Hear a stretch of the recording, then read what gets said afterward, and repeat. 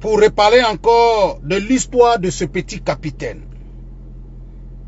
Mais avant de parler de lui, j'aimerais m'adresser au peuple ivoirien et au peuple burkinabé. Vous savez, aucun Burkinabé sur cette terre, je le dis bien, aucun Burkinabé sur cette terre devrait soutenir le comportement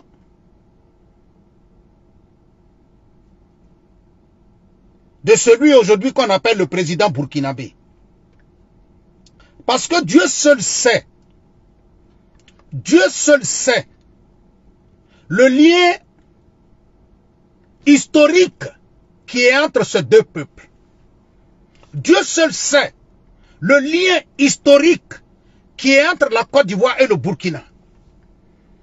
Et nul ne pourra me dire le contraire si je dis ici, devant tout le monde, que je suis l'un des cyberactivistes ivoiriens du RHDP qui a dit tous les jours que Dieu fait, j'ai toujours dit, s'il y a les ressortissants d'un pays autour de la Côte d'Ivoire qui aiment les Ivoiriens, c'est bel et bien le Burkina. Donc aujourd'hui, salam alaikum, mon jeune frère Konimba Traoré, salut à toi. Myriam Siloué, salut à toi depuis ta position. Et aujourd'hui, venez s'asseoir. Écoutez les propos de IB à l'égard du président ivoirien. Chers frères et sœurs, quand IB dit nous n'avons pas affaire au peuple ivoirien. Moi, je n'ai pas affaire au peuple ivoirien, mais j'ai affaire à ceux qui gouvernent. Quand IB dit ça, tout Burkinabé devrait s'indigner de ce que IB est en train de dire. Tout Burkinabé devait s'indigner. Parce que je le dis haut et fort, et je répète, s'il y a un pays qu'on peut considérer dans ce monde-là, comme même père, même mère avec la Côte d'Ivoire, c'est bel et bien le Burkina. Donc quand il vient s'asseoir et rentre dans ce genre de discours, les gens, que tu sois ivoirien ou tu sois burkinabé, ça devait interpeller. Et surtout, qui ça devait interpeller de plus? Ça devait interpeller les burkinabés de plus. Aucun burkinabé ne devait laisser IB, quel que soit son rang aujourd'hui en Côte d'Ivoire. Aucun burkinabé ne devait accepter les propos de IB. Parce que je le dis haut et fort, s'il y a une communauté en Côte d'Ivoire qui, au-delà de tout ce qu'on peut dire, ont toujours démontré un grand amour vers la Côte d'Ivoire, c'est bel et bien les Burkinabés. Alors quand IB vient s'asseoir aujourd'hui, sachez bien le lien historique qui est entre la Côte d'Ivoire et le Burkina, venir rentrer dans ce genre de choses, on ne devait pas accepter cela. C'est vrai que nous sommes en politique. Mais chers frères, je vais vous dire, mon petit IB, il faudrait que tu saches une chose. Aujourd'hui, là, tu es un petit capitaine. Aujourd'hui, là, peut-être que tu ne connais pas ta propre histoire. Parce qu'avant toi, là, il y a des gens qui ont gouverné le Burkina. Donnez-moi le nom d'un président burkinabé qui est sorti et qui a eu le courage de s'attaquer de cette manière aux autorités ivoiriennes. La Côte d'Ivoire n'a jamais eu de problème avec le Burkina. Mais voilà quelqu'un qui vient. Au lieu de chercher à résoudre les problèmes des Burkinabés, qui va aller chercher. Eh bien, le jour où tu prenais le pouvoir, là, tu n'as pas pris le pouvoir pour dire que la Côte d'Ivoire a un problème avec le Burkina. Le jour où tu as pris le pouvoir, tu as dit que ceux qui dirigent là n'arrivent pas à combattre les djihadistes. Tu n'as pas dit ce jour-là qu'il y avait un problème entre la Côte d'Ivoire et le Burkina. Mais donc si aujourd'hui toi tu viens dire que tu as un problème avec les autorités ivoiriennes, alors on doit se poser la question, ces problèmes avec les autorités ivoiriennes ont commencé quand? Ces problèmes, toi tes problèmes avec les autorités ivoiriennes ont commencé quand? Salam alaikum à toi mon très cher frère Chang le Dozo depuis ta position. Kwasi Amena, Rosine Yao, salut à toi. Le problème que tu es en train de parler, quand toi tu dis que toi tu as affaire aux autorités ivoiriennes, ça a commencé quand? Parce que quand tu dis quelque chose, il faut aller droit au but. Parce que tu es en train de parler d'une nation. Aujourd'hui, tu n'es pas un citoyen lambda. Tu diriges aujourd'hui le Burkina. Donc quand tu viens dire que tu as un problème avec les autorités ivoiriennes, il faut expliquer. Tu as un problème avec les autorités ivoiriennes parce qu'ils t'ont empêché de bien gouverner le Burkina ou bien quoi? Tu as un problème avec les autorités ivoiriennes parce que quand tu faisais ton coup d'état là, tu allais leur dire que tu vas faire coup d'état et puis après le coup d'état, ils doivent te soutenir à diriger le Burkina. C'est ce que nous ne comprenons pas. Sinon, en âme et conscience. En âme et conscience. Et je le dis, et j'interpelle tous mes frères burkinabés, chers frères et sœurs. Je suis l'un des cyberactivistes ivoiriens qui est toujours dit. J'ai dit, moi il y a un pays autour de la Côte d'Ivoire que je respecte. Parce que je sais que c'est eux qui aiment les Ivoiriens. Et j'ai toujours parlé du Burkina. J'ai toujours parlé du Burkina. Vous savez,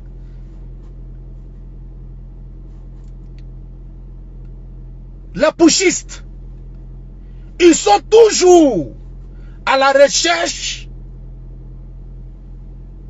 de quelqu'un à qui donner la faute pour leurs échecs. Voilà quelqu'un qui était militaire.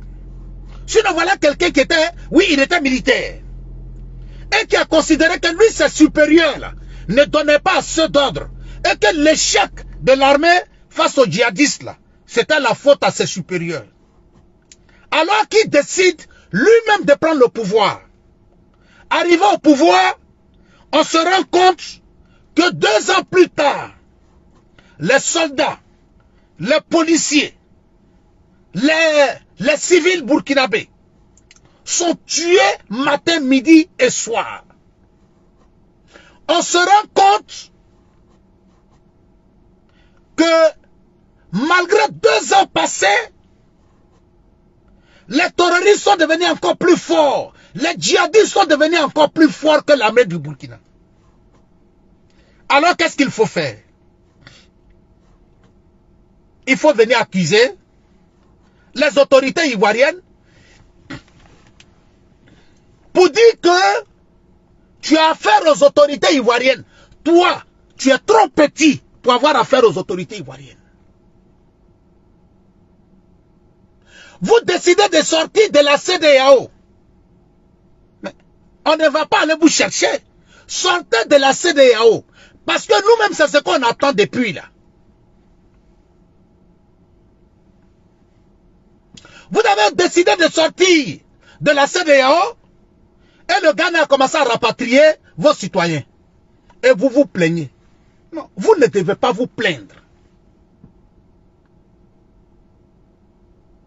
Vous ne devez pas vous plaindre. Vous décidez de sortir de la CEDEAO. Le Ghana rapatrie les Burkinabés. Vous ne devez pas vous plaindre. Parce qu'on a comme l'impression que quand vous prenez la décision, là, vous croyez que c'est vous que ça touche. Ça ne vous touche pas, ça ne touche pas vos enfants. Ado Batisabi, salut à toi depuis ta position. Salam alaikum à toi, mon très cher grand frère, Adam Sapit Traoré. Quand vous prenez votre décision, quand vous vous attaquez à la CEDEAO, quand vous êtes assis dans vos petits fauteuils, sous le soleil, et que vous vous attaquez aux présidents des pays voisins, là où il y a des milliers de vos citoyens qui résident, vous ne pensez pas aux conséquences. On vous concède cela. Parce qu'on considère que vous n'êtes pas assez intelligent pour pouvoir comprendre. Vous n'êtes pas assez intelligent pour pouvoir comprendre ce que vos actes peuvent créer à la population. Jusqu'à preuve du contraire, les autres présidents de la CEDEAO vous ont pardonné. La communauté internationale vous pardonne. Parce qu'on sait que vous posez assez d'actes sans pour autant analyser les conséquences. Parce que même quand vous demandez de sortir de la CEDEAO, vous n'avez aucun avantage. Vous n'avez aucun avantage.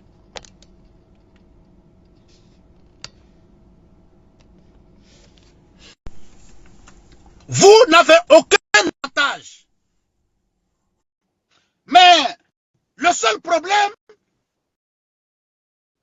il faut se battre pour créer un problème qui n'existe pas.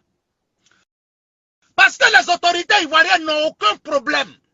Mais j'aimerais interpeller les autorités, les populations, mes frères et sœurs burkinabés, pour leur faire comprendre que les Ivoiriens n'ont pas affaire à vous. Parce que IB a dit qu'il n'a pas affaire à la population ivoirienne. Donc nous, on n'a pas affaire à la population ivoirienne. Mais ce que chacun doit retenir, chez nous au RHDP, chez nous en Côte d'Ivoire, quand tu as affaire à notre président, tu as affaire à nous. Mettez le cœur, pompez le cœur s'il vous plaît. Pompez le cœur s'il vous plaît, pompez le cœur s'il vous plaît. Quand tu as affaire à notre président, tu as affaire à nous. Oui. Quand tu as affaire à notre président, tu as affaire à nous. Pompez le cœur, pompez le cœur, pompez le cœur.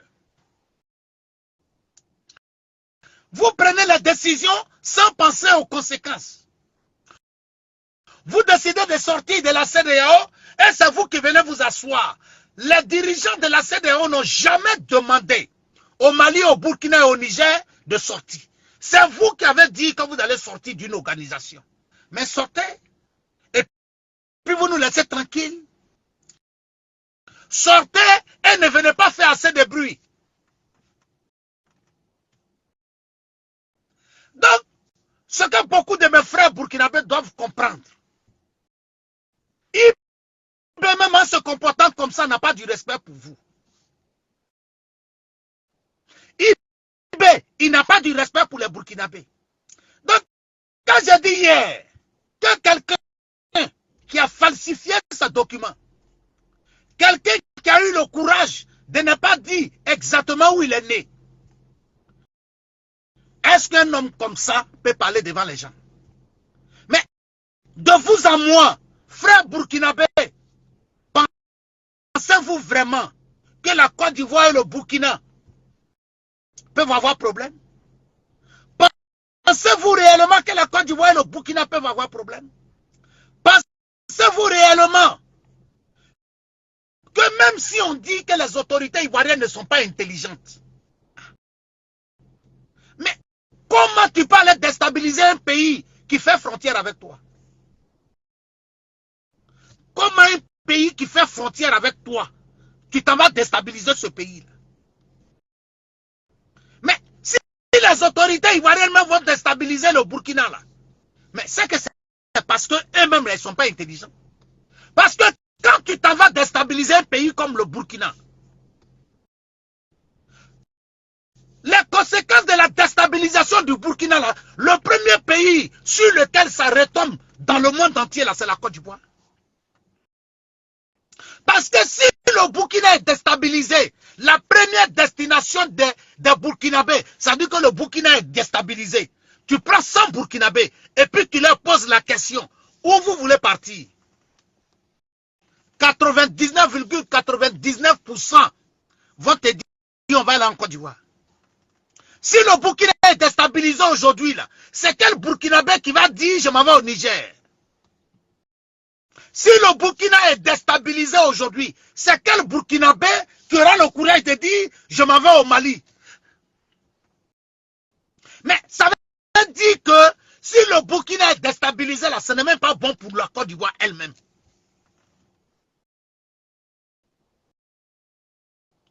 Mais si je comprends bien, si il y a des autorités même qui devaient dire qu'ils ont problème avec les autorités burkinabées, c'est les autorités ivoiriennes. Je vous explique le pourquoi. Chers frères et sœurs, quand Soro Diom annonce qu'il a fini son exil et qu'il rentre en Côte d'Ivoire, le Mali l'a accueilli clandestinement. On a vu les images, tout.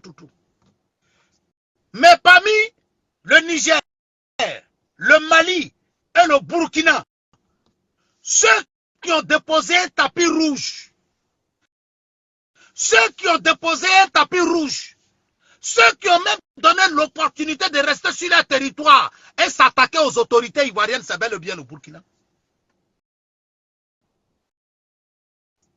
Ceux qui ont accepté de verser un tapis rouge par terre à Soro Diom, alors qu'ils savent bien que ce Soro Diom-là est condamné en Côte d'Ivoire, alors qu'ils savent bel et bien que ce Soro Diom est recherché par les autorités ivoiriennes. Mais les autorités ivoiriennes n'ont rien dit. Les autorités ivoiriennes n'ont rien dit. Et c'est vous qui vous levez. Parce que vous avez versé le tapis rouge pour Soro Diom, croyant qu'il serait capable de déstabiliser la Côte d'Ivoire. Où il est aujourd'hui? Où il est aujourd'hui? Quand tu as fini de faire tout ça, toi tu es venu parmi tous les présidents des 3 pays de la AES là. Assimi Goïta, on pourra tout dire d'Assimi Goïta. On pourra tout dire des autorités maliennes. Mais ça fait combien de temps aujourd'hui qu'aucune autorité malienne ne sort pour s'attaquer directement aux autorités ivoiriennes? Il n'y en a pas.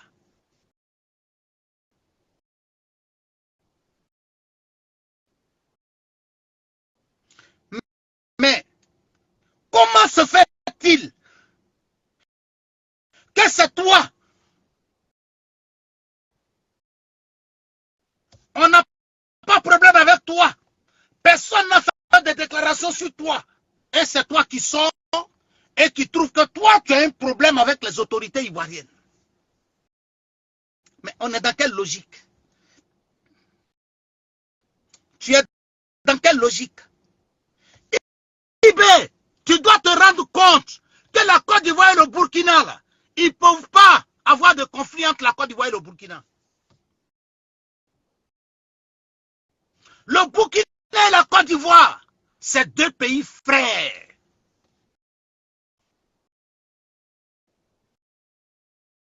S'il y a les ressortissants d'un pays autour de la Côte d'Ivoire qui aiment les Ivoiriens, qui aiment la Côte d'Ivoire, c'est le Burkina.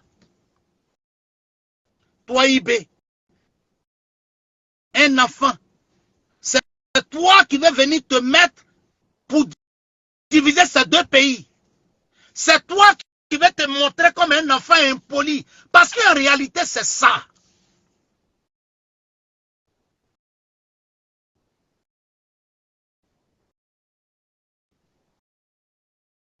En réalité, tu es un enfant.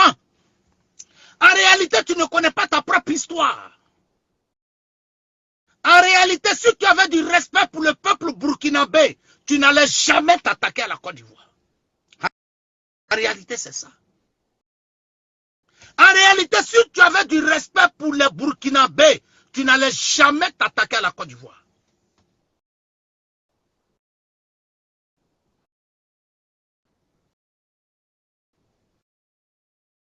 Hugues, brave, merci beaucoup.